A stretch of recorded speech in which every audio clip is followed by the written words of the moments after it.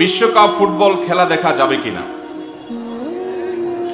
ভাইরা আমার, বিশ্বকাপ ফুটবল অথবা এই জাতীয় যে সমস্ত আয়োজনগুলো আপনারা টেলিভিশনের পর্দায় কিংবা মোবাইল ইত্যাদিতে দেখেন, প্রথম কথা হলো এই খেলায় যারা অংশগ্রহণ করে তারা যে হাফ প্যান্ট পরে খেলাধুলা করে, এর ফলশ্রুতিতে তাদের রান দেখা যায় কি যায় না।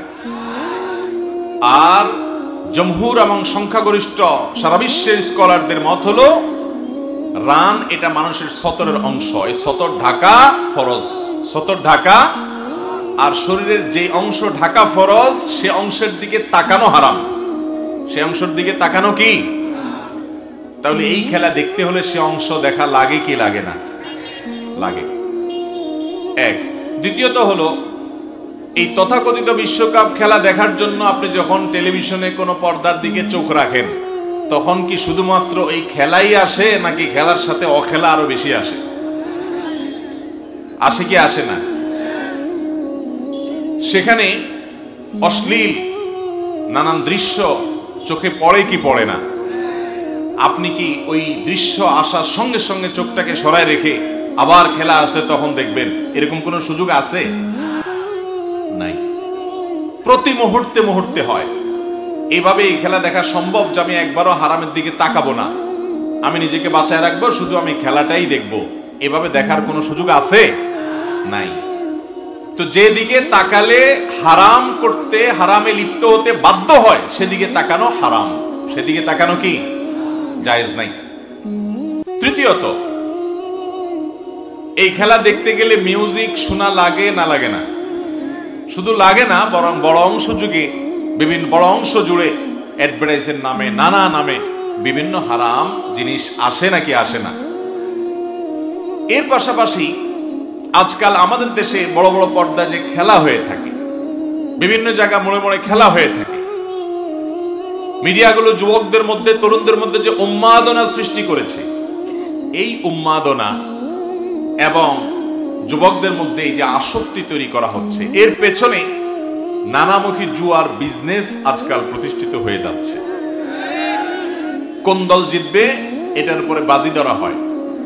এই বাজি ধরার জন্য নিজের জমানো সমস্ত টাকা, বাবা মা থেকে, স্বামী তার স্ত্রী থেকে, স্ত্রী তার স্বামী থেকে, বিভিন্ন জায়গা থেকে টাকা এনে বাজি ধরে। এই বাজি ধরে মানুষ ফতুর হয়ে যাবে। একটা সময় মানুষ সর্বস্ব হারিয়ে কেউ হয়তো আত্মহত্যার পথ বেছে নিবে। এরকম ধ্বংসাত্মক কর্মকাণ্ড হয় কি হয় না? চতুর্থত, এই খেলাধুলা দেখার নাম করে, এটা তো খেলা না, খেলা হলো মানুষের জীবনের ফোর সাবজেক্ট। ইসলামের দৃষ্টিতে খেলা হলো মানুষের জীবনের ফোর সাবজেক্ট। মানুষ আল্লাহর কাছে যেতে হবে, সেজন্য ভালো কাজ করবে, নামাজ রোজা করবে। মানুষ দুনিয়াতে বেঁচে থাকতে হলে, ইবাদত বন্দেগী করতে হলে তার হালাল টাকা পয়সার দরকারের জন্য সে উপায় উপার্জন করবে, সে পড়ালেখা করবে। এগুলো মানুষের জীবনের মূল পার্ট। এর পাশাপাশি অবসর সময় একটু চিত্ত বিনোদন, খেলাধুলা, একটু শারীরিক কসরত, মানসিক রিফ্রেশমেন্টেরও দরকার আছে। এই জন্য খেলাধুলাটা হলো ফোর সাবজেক্ট। ভাত এবং তরকারির সাথে সালাদ যেরকম, খেলাটা হলো সেরকম। এখন আজকাল আমাদের অনেকের কাছে খেলাটাই হয়ে গেছে প্রধান সাবজেক্ট, ঠিক না ঠিক?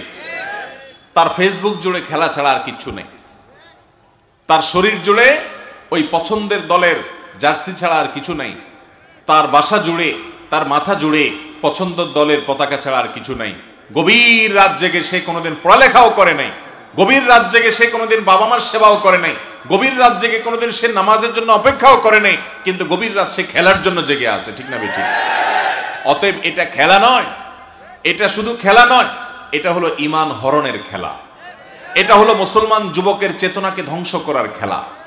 যার আখিরাত নাই, যে আল্লাহর সামনে দাঁড়াবার প্রতি ঈমান নাই, বিশ্বাস নাই, সে যা খুশি তা করতে পারে, কিন্তু মুসলমান জানে তাকে আল্লাহর সামনে দাঁড়াতে হবে। ভাইরা আমার, ইসলাম এত সুন্দর জীবন বিধান, ইসলামে মানুষকে শারীরিক ব্যায়াম হয়, এ ধরনের খেলাধুলা করতে উৎসাহিত করা হয়েছে।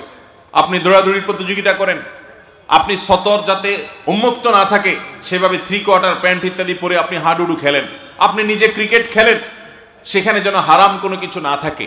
আপনি যে নিজে ফুটবল খেলছেন, সেখানে যদি আপনার হাঁটু ঢাকা থাকে, সতর উন্মুক্ত না থাকে, সেখানে যদি এক পক্ষ অন্য পক্ষকে কোনো আর্থিক লেনদেন না করেন, কোনো জুয়া ইত্যাদি সেখানে যদি না রাখেন, তাহলে শুধুমাত্র ব্যায়ামের উদ্দেশ্যে, শারীরিক কসরতের উদ্দেশ্যে এই জাতীয় খেলা যেগুলোতে শারীরিক ব্যায়াম হয় সেগুলো ইসলামের দৃষ্টিকোণ থেকে জায়েজ আছে। খোলা চোখে ডাইরেক্ট যদি সেই খেলা দেখে, এটা দেখতে গিয়ে কোনো চোখের জেনা করা না লাগে। নবীজি বলেছেন জেনাল আইনি আন নজর, চোখের জেনা হলো চোখ দিয়ে পরনারীর প্রতি দৃষ্টিপাত করা, সেখানে অশ্লীল নারীর দৃশ্য এটা যদি দেখা না লাগে, তাহলে কোনো মাঠে কেউ খেলছে সেখানে সতর উন্মুক্ত নেই, আপনি যদি সেই খেলা দেখতে যান তাহলে শর্ত পূরণ করে আপনি দেখতে পারেন। ইসলাম আপনাকে ব্যায়ামের জন্য, শারীরিক রিফ্রেশমেন্টের জন্য খেলাধুলার কথা, চিত্ত বিনোদনের কথা বলেছে। আপনি সেটা না করে কোথাকার কোন দেশের কে খেলছে ভূতের মতো সেদিকে চাইয়া আছে।